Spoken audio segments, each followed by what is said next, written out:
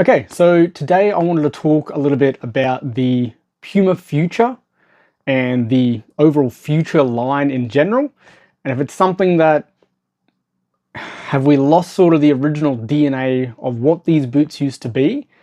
And is it time for Puma to maybe put the Future name on pause for now and try something different? So I guess that's sort of the overall topic of today. We'll be going through a few different generations of the Future and I guess discussing what they were and what they are now, and I guess what they might need to do in the future, I guess. So again, if you are enjoying the content, don't forget to like the video and subscribe to the channel. So just doing a bit of a history recap on what these boots are, and I guess initially why I like them so much. So this is actually the second generation. This isn't the original. So the original Future was the 18.1, and Puma has one of the worst naming systems for their Future line. It's horrible. So essentially the original release, which looks almost identical to this, it was pretty much an aesthetic update and they tweaked the net fit system a little bit, but they released that boot as the 18.1. Then they came to this boot with, this boot, which is a 2.1, and then the boot after that, which is this. So it went from 18.1 to 2.1 to now a 19.1, and then continued from there, and then they ended up going to the Future Z eventually, which is a Puma Future Z 1.1. So yeah, it's something it's incredibly difficult for a regular consumer to keep track of, let alone someone like me who's obviously pretty into boots and keeping track of what model Future it is. But that's beside the point. So I guess getting into, the first two generations of the Future were probably my favorite. And that was when they were incorporating this fully knitted upper with the big draw card being this net fit system. So you'll see it says net fit on the front there, and essentially what that is, so you'll see it's sort of a honeycomb pattern with all these hexagons around the front, and that's all sort of filled in. That's part of the upper.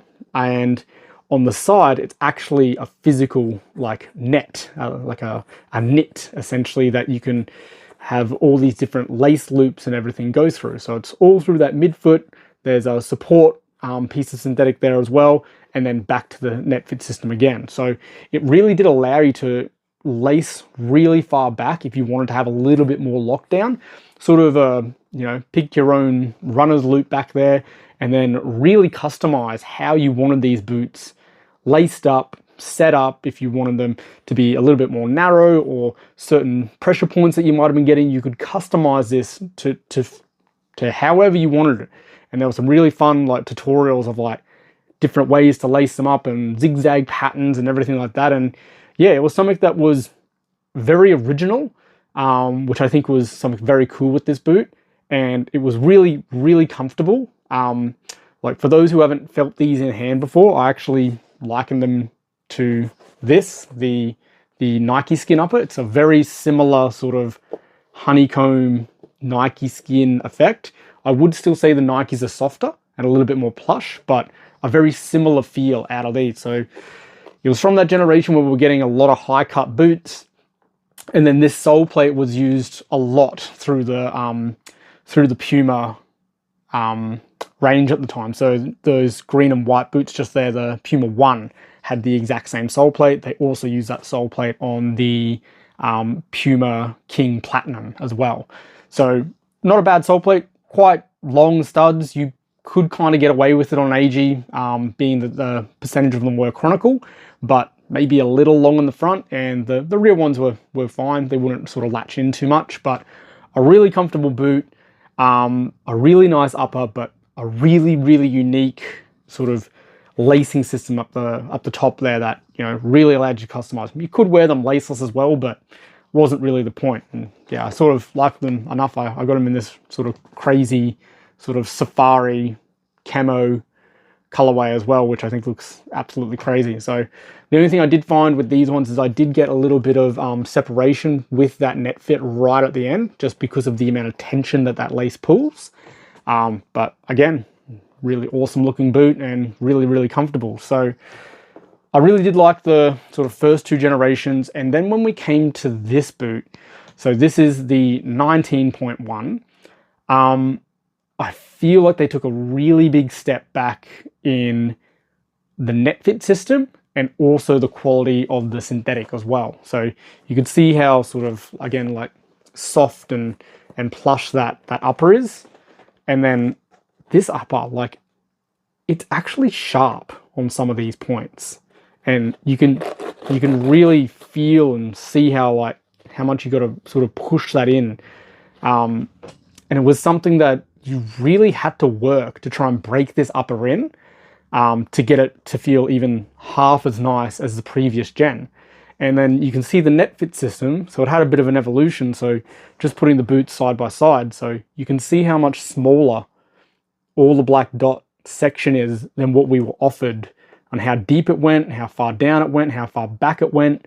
So they really reduced that, and I think, yeah, it was, maybe a little bit more streamlined and incorporated there as well, and probably got rid of some of those durability issues, but they kept on giving us less. Each future generation we got, it's like the whole main idea of this boot just sort of kept on getting pushed back and back and back, and they were trying to focus on other technologies and sort of other gimmicks, and then we got into later on generations of the power tape stuff and everything. So again, same sole plate, no change.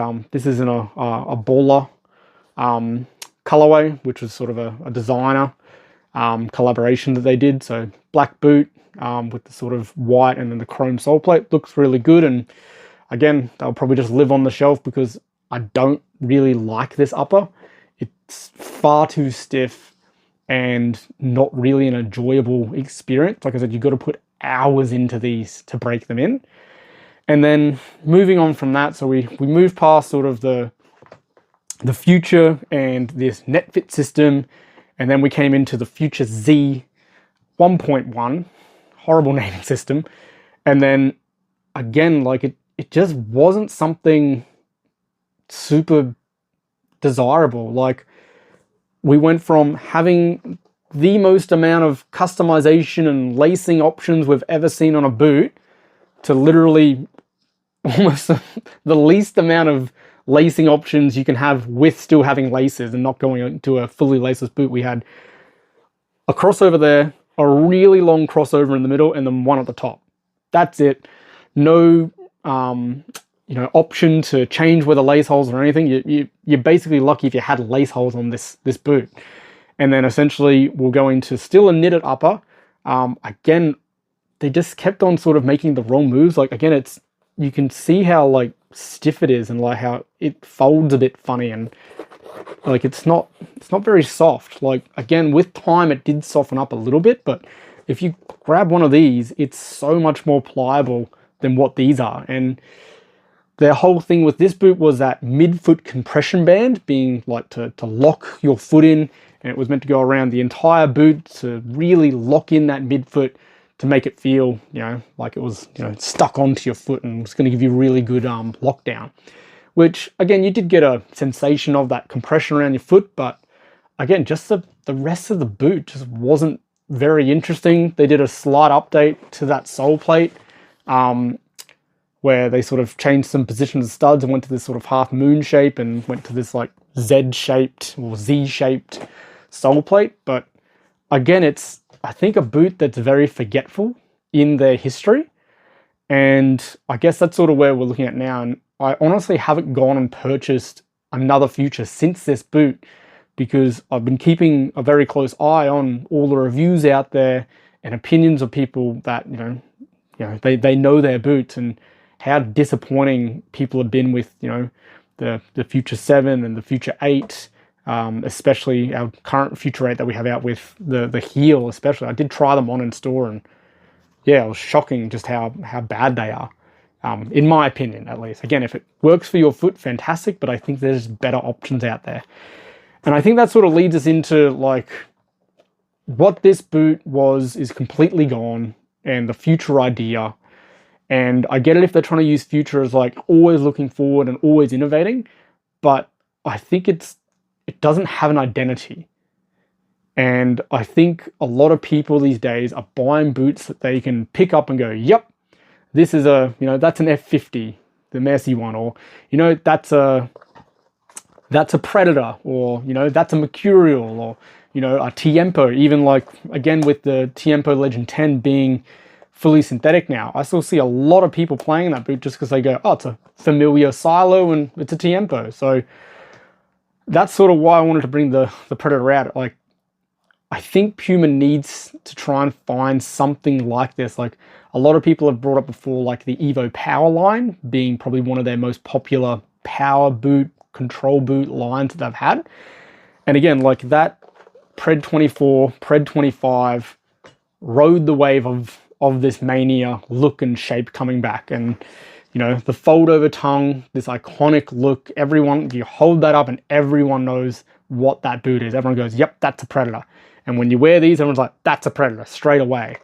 And I think that's something that Puma's gonna have to try and find. Like, I don't think within their catalog they have anything as iconic as the Predator range, or maybe as the F50 range with the speed boot line.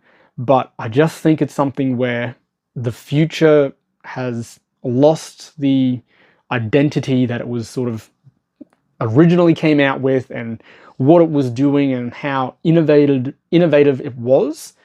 And yeah, I just think it's something where they need to probably press pause on the Future name and the idea, and maybe go back to something like an Evo Power or the Evo Power Vigor or something like that, or just start again with a completely new name. But I think they've got a couple boots in that, Power Cat, Evo Power, silo. Like, I think I actually do have a Power Cat here. Yep. So Power Cat as well. So that was a limited edition Galaxy. So that's actually a synthetic front, but with those what was it again? Puma 3D PST. So it's like rubber striking element at the front too. So again, most people who like boots, if you hold that boot up, they go, yep, it's a Power Cat. It's a iconic look, design, and people sort of know what that is. And I think the Evo Power has a very similar sort of following to that. And I just think it's something where the Future's lost its identity. I don't think the last couple generations we've had have been all that great.